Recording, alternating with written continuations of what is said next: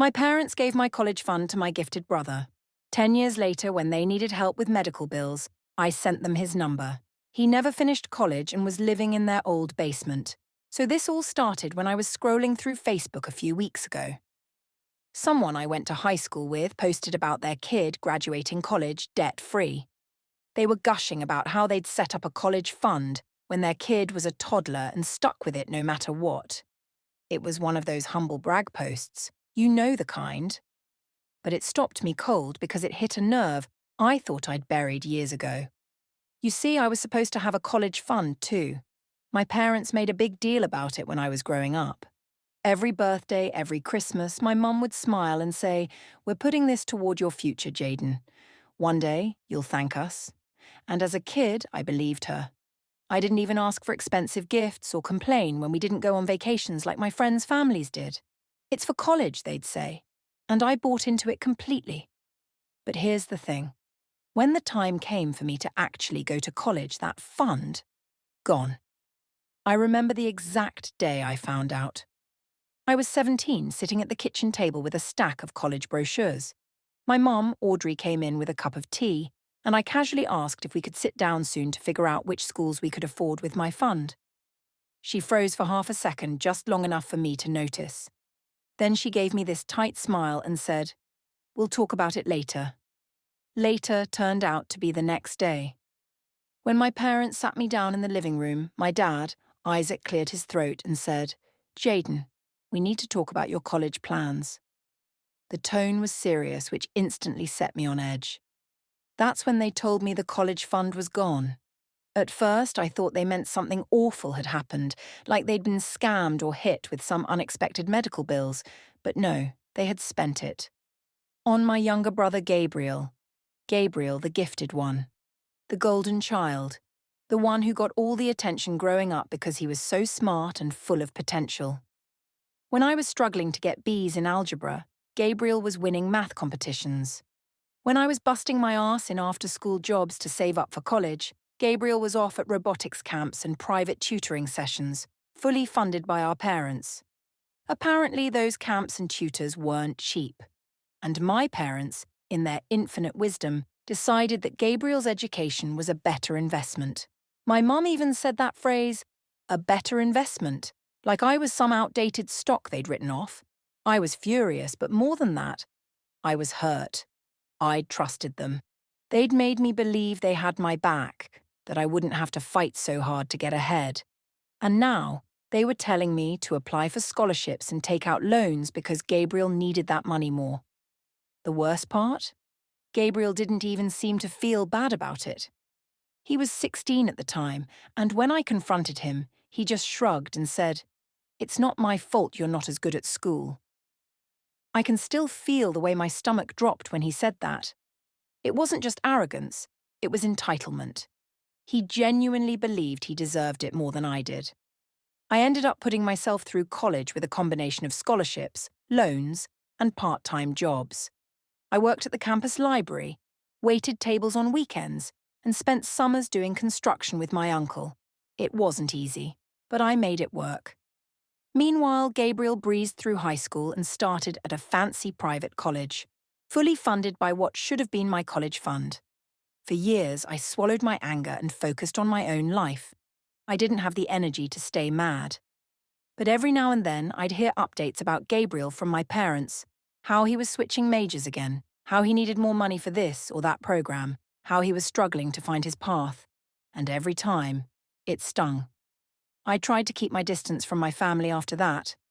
I still called on birthdays and sent cards on holidays, but the closeness we'd had when I was a kid was gone. I poured everything into my career, determined to build something for myself, by myself. But here's the kicker. Just when I thought I'd moved on, they pulled me back in. Last month, out of the blue, my mum called me. She sounded off, nervous, maybe even a little ashamed. She said she and my dad needed to talk to me about something important, something about family. And that's where things really started to unravel. Update. It was a Thursday evening when my phone buzzed with an incoming call from my mum. That wasn't unusual in itself. We'd kept up a minimal level of contact over the years. A birthday call here, a holiday card there. But when I saw her name on my screen, I hesitated. Something about it felt off. When I answered, her voice was shaky, like she was trying too hard to sound cheerful but couldn't quite pull it off. "Hi, Jaden," she started, pausing just long enough to make me feel uneasy. "It's been a while. How are you?" Small talk wasn't her style. My mum was the kind of person who cut straight to the point, so her sudden interest in my life felt strange. After a couple of polite but awkward exchanges, she dropped the act. "We need to talk," she said. "It's important. Important." That word hung in the air like a bad smell. I leaned against the kitchen counter, bracing myself. "Okay," I said. "What's going on?" There was another pause, longer this time before she finally admitted. "Your father and I are having some financial troubles. We were hoping you might be able to help." I can't say I was surprised. I'd always suspected that my parents weren't great with money. Growing up, they'd stretched themselves thin trying to give Gabriel every possible advantage, but I never thought much about where the money was coming from. Hearing her say it out loud, though, was something else entirely. "Help how?" I asked carefully. "Well," she started, her voice faltering. "Your dad's medical bills have been piling up and we're falling behind on the mortgage. We just need a little help to get back on track." For a moment, I didn't know how to respond. My parents had made it abundantly clear years ago where their priorities lay. And now, after a decade of silence on anything that wasn't superficial, they were coming to me for a bailout. "Have you talked to Gabriel?" I asked, the words coming out sharper than I intended. There was a heavy sigh on the other end of the line. "We have, but he's not in a position to help right now." That caught my attention. "What do you mean?" Another long pause. "He's been living with us," she admitted reluctantly. "For a while now, things didn't exactly go as planned for him after college. I didn't press her for details then, but the picture was starting to come together. Gabriel, their golden child, the one who got everything handed to him on a silver platter, was back under their roof, living in the same basement where we used to play video games as kids. I tried to stay calm, but I couldn't keep the bitterness out of my voice. "So let me get this straight," I said. "You gave him my college fund, paid for his expensive education, and now he's living with you, broke, and you're asking me for money." Her response was immediate. "Jaden, this isn't about that. This is about family. We're in trouble, and we need your help." It was like she didn't even hear me. Like the years of struggle I'd gone through to make something of myself didn't matter. Like Gabriel's failures were just bad luck, while my success was somehow guaranteed all along. "I'll think about it," I said eventually, just to get her off the phone. That night, I couldn't sleep. My mind kept replaying the conversation, digging up memories I hadn't thought about in years. The fights, the favoritism, the endless excuses for Gabriel's behavior. And now they wanted me to swoop in and save the day. The next morning, I decided to call Gabriel. It wasn't something I wanted to do, but I needed to hear his side of the story. When he answered, his tone was defensive from the start, like he was expecting a fight. "What do you want, Jaden?" he asked. "Mom said you're living with them," I said. "She also said they're in trouble and you can't help. What's going on?" He sighed heavily, like this conversation was a huge inconvenience. "Yeah, I'm here. Things didn't work out after college, okay? I'm figuring it out." "Figuring it out," I repeated. "It's been years, Gabriel. What have you been doing? Why do you care?" he shot back. "You've always looked down on me anyway." I bit back the urge to yell. "This isn't about me, it's about Mum and Dad. They're drowning in bills and they're asking me for help because you can't step up." His response was immediate and angry. "Oh, so now you're the perfect son. Mr. Self-Made, give me a break. You wouldn't be where you are if they hadn't paid for your food and a roof over your head when we were kids." That hit a nerve. I had to take a deep breath before responding. "They sacrificed for you, Gabriel. They gave you everything I didn't get, and you still managed to screw it up." There was a long silence on the other end. "Finally," he said, "I don't need a lecture from you." "Maybe not," I said, "but you need to figure your life out because I'm not cleaning up your messes." I hung up before he could respond. Over the next few days, I kept thinking about what to do. Part of me wanted to help my parents, even after everything they'd done, but another part of me, the bigger part, knew this wasn't my responsibility. In the end, I called my mum back. "I'm sorry," I told her. "I can't help you. If you need support, you should talk to Gabriel. He's the one you invested in." She sounded shocked, maybe even hurt. "Jaden, please." "I have my own life to take care of," I said firmly. "I worked hard to get where I am, and I'm not going to put myself at risk because Gabriel didn't live up to your expectations." I gave her Gabriel's number just in case she didn't already have it and hung up. It felt cold, even harsh, but for the first time in years, I felt like I was standing up for myself. Still, I couldn't help wondering what would happen next. Final update. A week after I told my mom I wouldn't help them, I got a text from my dad. It wasn't long, just, "We need to talk." No punctuation, no explanation. I stared at the message for a while, debating whether to respond before deciding to ignore it. Whatever they needed to say could wait. A few days later, I got an email from a name I didn't recognize. The subject line was cryptic regarding your family. I almost deleted it, assuming it was spam, but curiosity got the better of me. Inside was a short, blunt message. "Hi, Jaden. You don't know me, but I'm Gabriel's landlord. He left your email as an emergency contact. He hasn't paid rent in 3 months, and I can't get in touch with him. I thought you should know. Mark." I couldn't believe it. Gabriel had apparently moved out of my parents' house without telling them, or me, and was now dragging my name into his mess. My first instinct was to call my mom and demand answers, but I stopped myself. No, this wasn't my problem, I'd made that clear. But then something happened that forced me to get involved. A week later, I came home to a certified letter sitting in my mailbox. It was from a collections agency. Gabriel, it seemed, had used my name and my credit as a co-signer for something.